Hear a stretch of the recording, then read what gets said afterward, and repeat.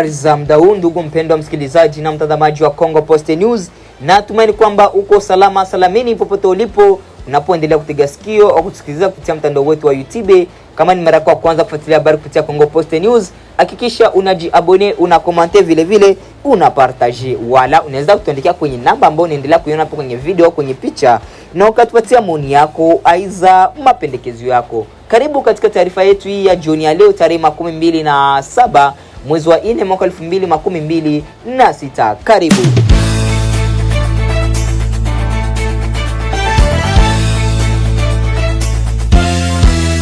Takriban tani 100 za madini ya shaba maarufu kama cuivre zimeripotiwa kusafirishwa kutoka mji wa Kisangani katika Jamhuri ya Kidemokrasia ya Kongo kuelekea Hong Kong nchini China.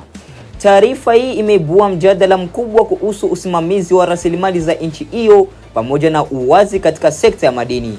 Kwa mujibu wa vyanzo vya ndani, mzigo huo mkubwa wa shaba au cuivre ulisafirishwa kupitia njia za anga ukiondoka katika uwanja wa ndege wa Kisangani. Inaelezwa kuwa usafirishaji huo ni sehemu ya biashara halali ya madini, lakini baadhi ya wachambuzi na wanaharakati wanaeleza wasiwasi kuhusu uwazi wa mchakato mzima. Jamhuri ya Kidemokrasia ya Kongo ni miongoni mwa nchi tajiri zaidi duniani kwa rasilimali za madini, hususan shaba na cobalt ambazo zinahitajika sana katika viwanda vya teknolojia na nishati safi. Hata hivyo, miaka mingi sasa sekta hiyo imekuwa ikikumbwa na changamoto za usimamizi, ikiwa ni pamoja na utoroshaji wa madini, ukwepaji kodi na mikataba isiyo na uwazi. Wataalamu wa uchumi wanaeleza kuwa usafirishaji wa kiwango kikubwa kama hiki unapaswa kuwa na manufaa makubwa kwa taifa ikiwa utasimamiwa ipasavyo. Mapato yatokanayo na madini yanaweza kusaidia kuboresha huduma za kijamii kama elimu, afya na miundombinu, lakini bila uwazi wa kutosha kuna hatari ya mapato hayo kutowanufaisha wananchi wa kawaida. Kwa upande wake, serikali ya Kongo bado haijatoa maelezo ya kina kuhusu masharti ya usafirishaji huo wala kampuni iliyohusika moja kwa moja. Hali hii imeongeza shinikizo kutoka kwa mashirika ya kiraia yanayotaka uwajibikaji wa zaidi katika usimamizi wa madini za taifa. Hong Kong kama kituo kikubwa cha biashara ya kimataifa imekuwa ikipokea bidhaa nyingi za madini kutoka Afrika, hasa kwa ajili ya kusambazwa katika soko la China bara na mahali pengine kote huko. Hali hii inaonyesha uhusiano wa kibiashara unaoendelea kukua kati ya Afrika na Asia, hasa katika sekta ya malighafi. Hata hivyo, baadhi ya wanaharakati wanasisitiza umuhimu wa kuhakikisha kuwa biashara hii inafuata sheria za kimataifa, ikiwa ni pamoja na kulinda haki ya wafanyakazi, mazingira na kuhakikisha kuwa hakuna madini yanayotoka katika maeneo ya vita.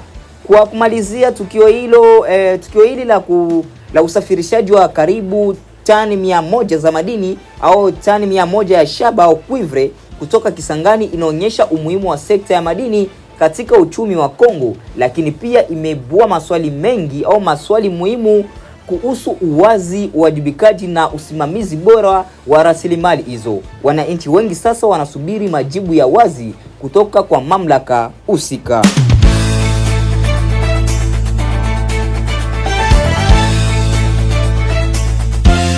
Na habari kutoka Kivu Kaskazini. Mwakilishi maalum wa katibu mkuu wa Umoja wa Mataifa nchini Jamhuri ya Kidemokrasia ya Kongo, James Swan, amehitimisha ziara yake ya kwanza katika eneo la mashariki mwa nchi hiyo, akisisitiza umuhimu wa kuheshimiwa kwa maazimio ya kimataifa pamoja na kulindwa kwa mipaka ya kitaifa la Kongo. Ziara hiyo ilimfikisha katika mji wa Beni, Bunia na Goma, ambako alipata fursa kukutana na viongozi wa ndani, wadau wa usalama pamoja na jamii zilizoathiriwa na migogoro ya kivita. Mwishoni mwa ziara yake alieleza kuridhishwa na ubora wa mazungumzo aliyofanya, huku akibainisha changamoto zinazoendelea za kiusalama katika ukanda huo.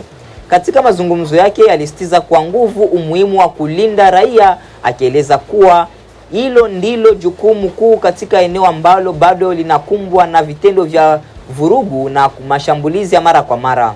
alitoa wito kwa kuimarishwa kwa juhudi za kutekeleza makubaliano ya kusitisha mapigano kwa kushirikiana na mifumo ya ufuatiliaji kama MCVA+ na GEFC ambayo inalenga kuhakikisha pande zote zinazingatia makubaliano yaliyofikiwa.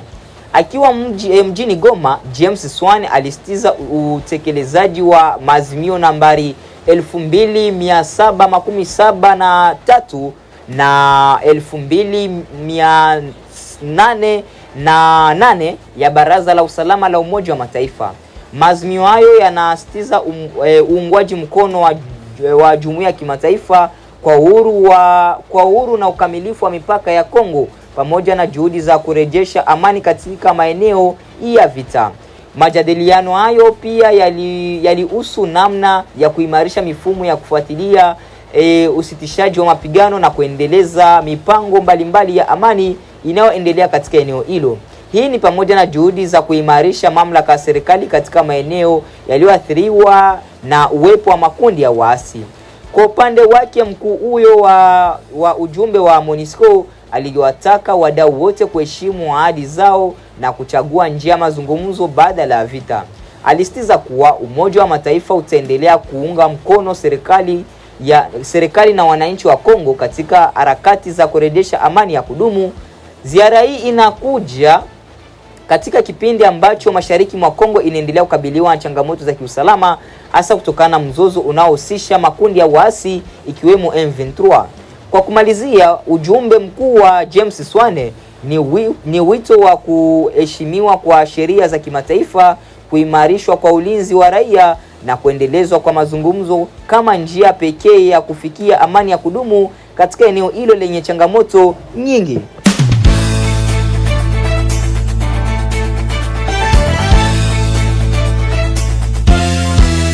Katika eneo la Beni, mashariki mwa Jamhuri ya Kidemokrasia ya Kongo, Kivu Kaskazini, shughuli za masomo zimeanza kurejea taratibu katika maeneo ya Mutwanga na Mwenda baada ya kusimama kwa takriban wiki mbili kufuatia mgomo wa walimu. Kwa mujibu wa taarifa kutoka vyanzo vya ndani, walimu waliamua kusitisha kazi wakidai kuachiliwa huru kwa wenzao waliokuwa wamefungwa gerezani.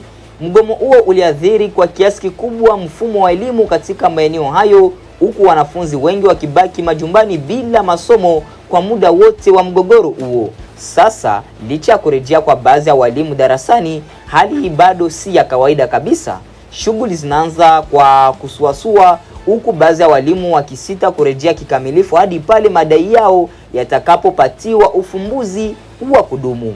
Wazazi na wanafunzi kwa upande wao wamepokea kwa matumaini kurejea kwa masomo, ingawa bado kuna wasiwasi kuhusu muendelezo wake.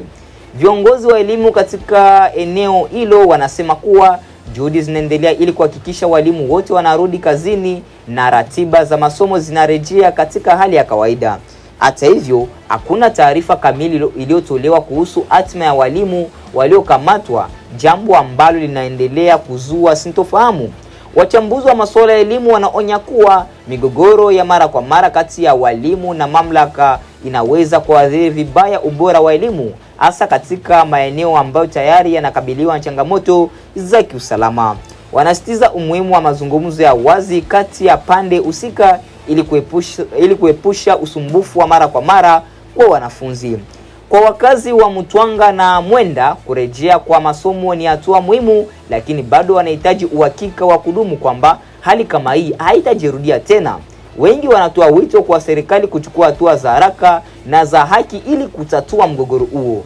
Kwa kumalizia, kurejea kwa shughuli za shule katika maeneo ya Mutwanga na Mwenda ni ishara matumaini, lakini bado kunahitajika juhudi zaidi ili kurejea hali ya kawaida kikamilifu na kuhakikisha haki za walimu zinazingatiwa.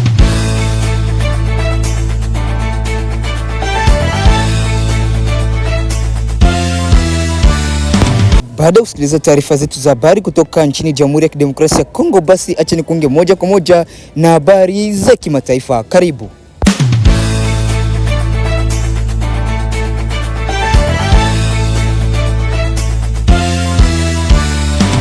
Mfalme wa Uingereza leo anza ziara nchini Marekani siku mbili tu baada ya tukio la ufyatuliaji risasi ambalo Rais Donald Trump na maafisa wake wanaelezwa kuwa walengwa wanawezekana. Hakuna anayeona kwamba kuna wasiwasi wa usalama kwa ujio wa mfalme Charles. Changamoto tu kubwa ni kwamba kwa haya yote ambayo Rais Donald Trump amesema na kushutumu Uingereza, kwa nini bado anakuja na watu wengine walisema kwamba angestahili kugomea safari? Mamlaka nchini Mali zathibitisha kifo cha waziri wa ulinzi wa nchi hiyo kufuatia shambulizi lililofanywa nyumbani kwake. Na wakosoaji nchini Uganda wasema hatua ya bunge la nchi hiyo kupitisha muswada utakaoongeza maradufu kodi ya nguo za mitumba inaweza kusababisha ukosefu wa ajira hususan kwa vijana. Hii hatua ya bunge ya kuongeza pesa singekuwa mbaya, lakini hizi nguo ndo tunatoa kila kitu. Hizi nguo ndo tunauzaga ili tusiende kumenya nyumba za watu. Watu wachie tu hapa kwa sababu hapa ndo tunatoa kila kitu, sisi hatuna kazi nyingine.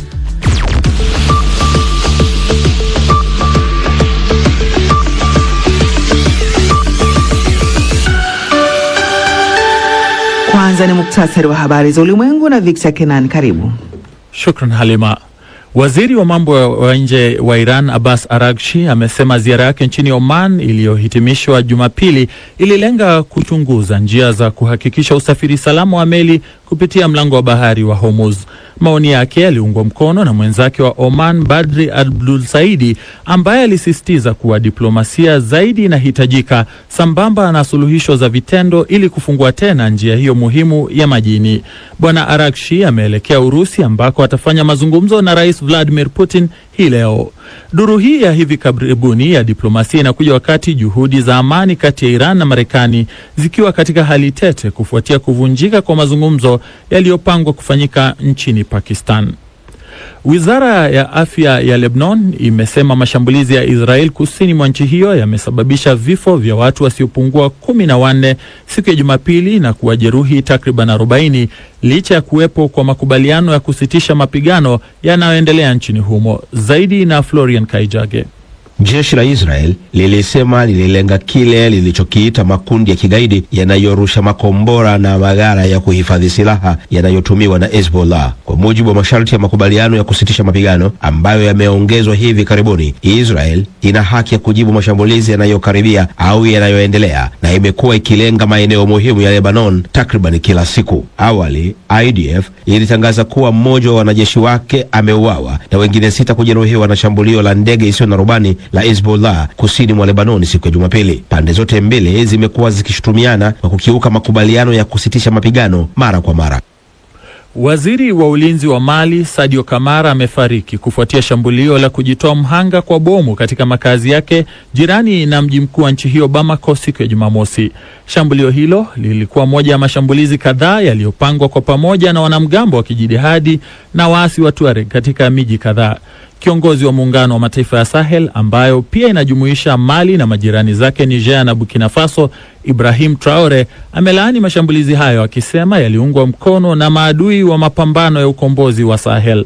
Waasi wa Tuareg wanasema wanadhibiti mji wa jangwani wa kaskazini wa Kidal kilipo kikosi cha usalama cha Urusi.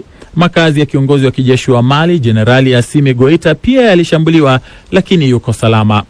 Na maafisa nchini Chad wanasema watu wasiopungua 42 wameuawa katika mapigano kati ya makabila ya mashariki mwa nchi hiyo. Ghasia hizo katika jimbo la Wadifira zinaaminika kuchochewa na mgogoro kuhusu kisima cha maji ambao kisha ulisababisha mfululizo wa mashambulizi ya kulipiza kisasi kuenea. Naibu waziri mkuu wa nchi hiyo Liman Mahamat aliambia televisheni ya taifa kuwa hali sasa imedhibitiwa. Mashariki mwa Chad imekuwa ikikumbwa na migogoro ya ardhi kati ya wakulima na wafugaji wa Arabu wanaohamahama kwa miaka kadhaa. Mvutano kuhusu rasilimali na usalama umeongezeka zaidi kutokana na kuwasili kwa wakimbizi wanaokimbia vita vya wenyewe kwa wenyewe katika nchi jirani ya Sudan. Hii ni BBC. Muktasari wa habari za ulimwengu umesomwa na Victor Kenan. Unasikiliza Amka na BBC kutoka idhaa ya Kiswahili kutangazia kwenye FM redio wa shirika na internet katika bbcswahili.com. Nchini Tanzania unaweza kutusikiliza kupitia Radio 1, Radio Free Africa, Radio Kwizera na CGFM. Nchini Kenya tunapatikana kupitia Mwanedo FM, Nyota FM na Pamoja FM. Uganda Voice of Mwabura, Radio Chitara na Voice of Karamoja. Jamhuri ya Kidemokrasia ya Kongo Radio Muungano Beni na Elizabeth Radio. Mimi ni Halima Nyanza. Rais wa Marekani Donald Trump na maafisa wake walikuwa walengwa wanaowezekana wa mshukiwa wa mshambuliaji wa bunduki aliyejaribu kuvamia ghafla ya waandishi wa habari wanaoripoti kutoka ikulu ya nchi hiyo. Kaimu mwanasheria mkuu wa Marekani Todd Blanche amesema. Victor Kenani na maelezo zaidi. Mshukiwa huyo aliyetajwa na vyombo vya habari vya Marekani kama Cole Thomas Allen mwenye umri wa miaka 31 alikamatwa baada ya polisi kusema alifyatua risasi karibu na kituo cha ukaguzi wa usalama wakati wa hafla hiyo katika hoteli ya Washington DC siku ya Jumamosi. Blanche akizungumza na NBC News alisema sababu ya mshukiwa huyo bado inachunguzwa, lakini matokeo ya awali yanaashiria kwamba alikuwa akiwalenga maafisa wa utawala. Kitengo cha kuchunguza uhalifu cha FBI pamoja na kikosi kazi cha kupambana na ugaidi wanachunguza tukio hilo. Majira ya saa 2:35 kwa saa za Marekani siku ya Jumamosi, milio ya risasi ilisikika katika ukumbi wa mapokezi wa hoteli ya Washington Hilton ambako mkutano huo ulikuwa unaendelea. Rais, mke wa Rais Melania Trump na makamu wa Rais JD Vance waliondolewa haraka nje ya chumba hicho na walinzi. Maafisa walisema vyombo vya sheria vilijibizana kwa risasi na mshambuliaji huyo na kumdhibiti, na wanaamini mshukiwa huyo alifyatua silaha yake. Hakupigwa risasi, lakini alipelekwa hospitalini kwa uchunguzi. Polisi walisema alikuwa na bunduki 2 pamoja na visu. Allen anajieleza kama mhandisi wa mitambo, mtengenezaji wa michezo na mwalimu kwenye mtandao wa LinkedIn. Maafisa walisema atashtakiwa rasmi katika mahakama ya shirikisho siku ya Jumatatu kwa kosa la kumshambulia afisa wa shirikisho na kutumia silaha wakati uhalifu wa vurugu. Rais alitoa taarifa kutoka ikulu baada ya shambulio hilo. Aliisifu huduma ya usalama ya Secret Service na kusema kwamba kila mtu aliyekuwemo chumbani humo anapaswa kuwapa shukrani kubwa. A very beautiful thing to see a man. Kitu kizuri sana kushuhudia. Mtu alivamia kituo cha usalama akiwa na silaha nyingi na alidhibitiwa na baadhi ya maafisa jasiri sana wa kikosi maalum cha ulinzi na walichukua hatua haraka sana. Trump pia ametumia tukio hilo kuendeleza hoja yake ya kujenga ukumbi mpya wa sherehe katika ikulu, akiandika kwenye mtandao wake wa Truth Social kwamba tukio hilo lisingetokea kama kungekuwa na ukumbi wa siri za kijeshi unaojengwa kwa sasa. Mradi huo wenye utata umekumbwa na changamoto kadhaa za kisheria. Hii ni mara ya 3 kwa Rais Trump kukabiliwa na tishio la mauaji. Victor Kenan.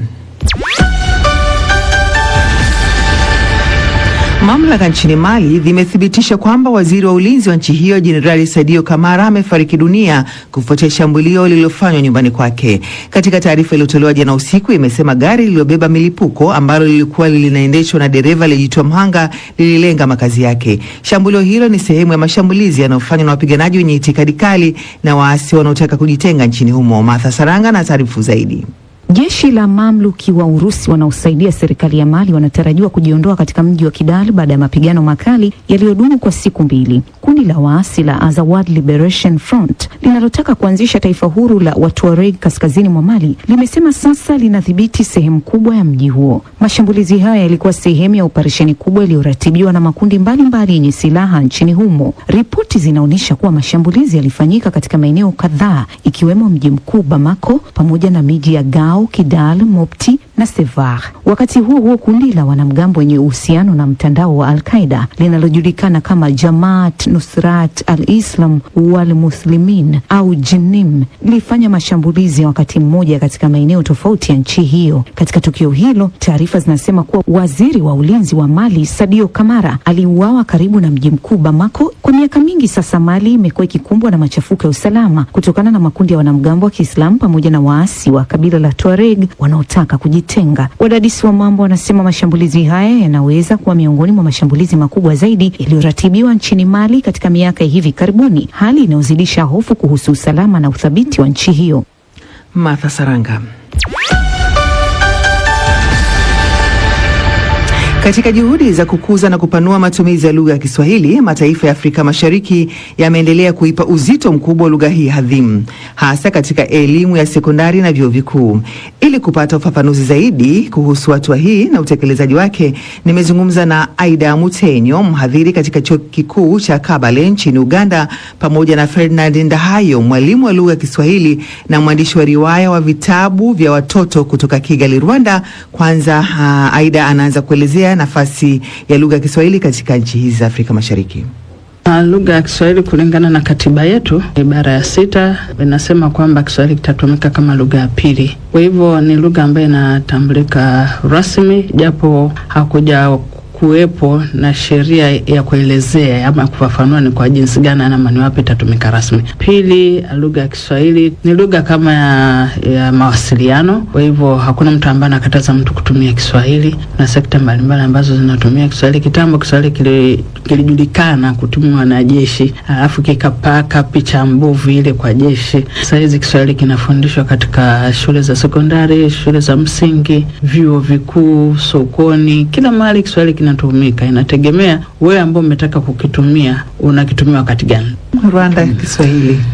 Rwanda kama nchi ya Jumuiya wa Afrika Mashariki, Kiswahili tunakifunza darasani. Kimepewa muda sawa na Kinyarwanda na Kiingereza na hata na Kifaransa.